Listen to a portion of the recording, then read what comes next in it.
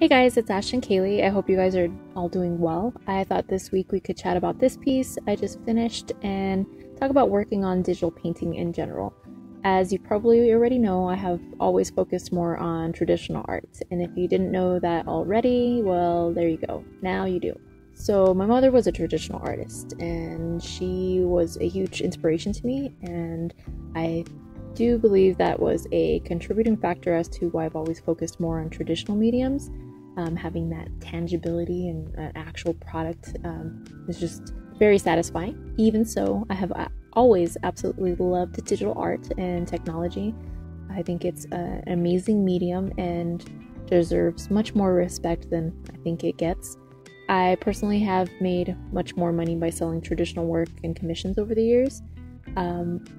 Even though you can print digital work on a variety of surface, wallware, pretty much whatever you want, it's just in my experience, I have personally sold way more physically, and I even teach art lessons, and I have always been asked to do traditional mediums. So I guess those are all big reasons as to why I've focused more on those traditional painting mediums. However, I still really love digital art and I really want to do more of it. There's also a false belief that digital art is easier or somehow lesser than traditional. I think this is absolutely ridiculous. It's just another medium and it takes skill and much of the same knowledge that it would take to produce a good piece of art with another type of paint. For example, if you were using oil paint and digital paint, you'd have to know things like composition, color, value. Depending on what you're drawing, you need rendering skills and anatomy skills. So the computers don't just do everything for you. I think you should be able to work in whatever medium calls to you. Different strokes for different folks.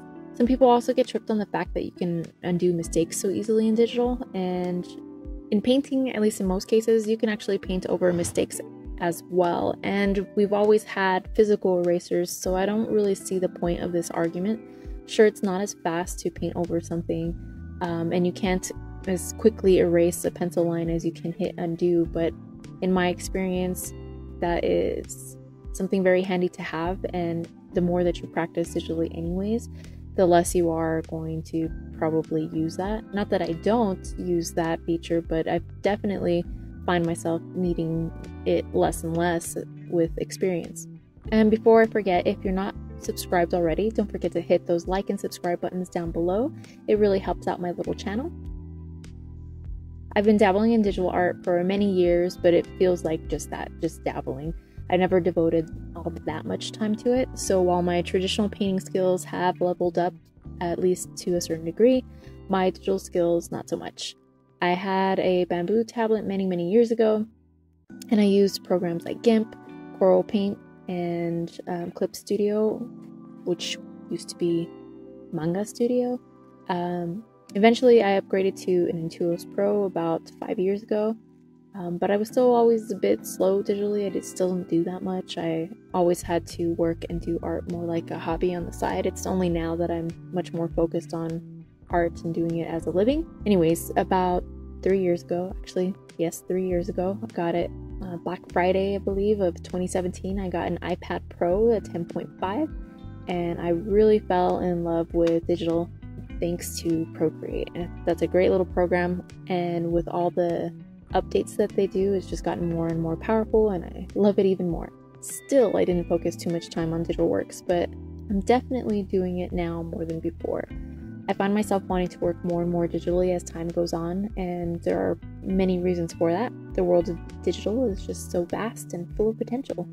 I have the means now, and basically I'm running out of wall space and storage to put all the physical pieces.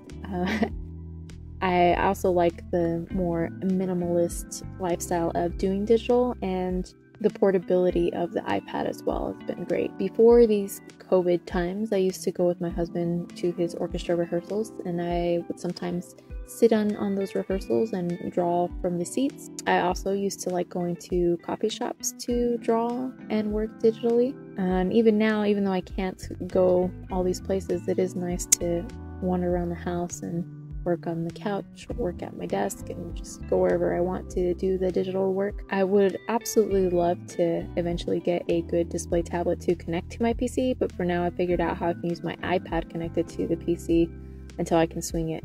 I really want to use Photoshop more. I have it now, but I kind of avoided it for many years. Used it here and there, but didn't actually own a copy or subscribe to it myself because I didn't like the subscription model, and before that it was just like way too expensive. But I guess the subscription cost is a lot more doable, so I'm gonna give it a shot for a while.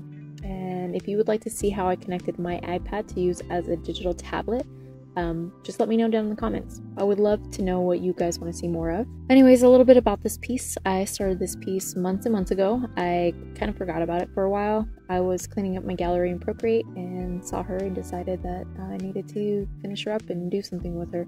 I had no idea what to do for the background, which is another big reason why I love digital painting so much. It allows you to do a lot of experimentation. I have a hard time committing and I often will duplicate files and take things into completely different directions on each iteration just to see how they pan out.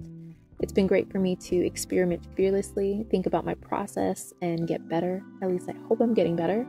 I'm working on it, okay? Digital has also been like really great for my traditional work. I like to take pictures of physical paintings and paint over them digitally to see how things might look if I were to change something, change a color, add or subtract things. Just overall easy ways to see how I can improve the actual painting. I've done a lot of color comps and sketches digitally when planning for traditional pieces, so I've really worked it into my process even if the finished piece is not digital. Another thing I'm really enjoying about working with digital art is getting to play with depth of field. I am a photography hobbyist, and having shallow depth of field in my work it really feels magical. I like the way it looks a lot. It's a lot of fun, and it's much harder to do in traditional mediums. If you don't know what depth of field is, a quick explanation would be you have a photograph and your subject or person, dog, whatever, is sharp in focus, and then the background is nice and blurry. So it draws your eye to the focus, the sharp area, so you know what's important in your work. Many good lenses will do this, and well, this is not a photography lesson, so anyways, that's what that is. I really like it in art. A lot of very talented digital artists use these techniques in their art, and I love it. So I hope you enjoyed this and would like to see more digital art, because I would like to make you more digital art. If you would like to own a print of this piece or any of my other artworks, original or printed, please check out my website at ashtonkaylee.com, where shipping in the US is always free. If you're ordering from outside the US, please message me via the contact area on the website and I can get you a shipping quote for that. Thanks so much, guys. Take care. Hope you all are doing well and keep creating.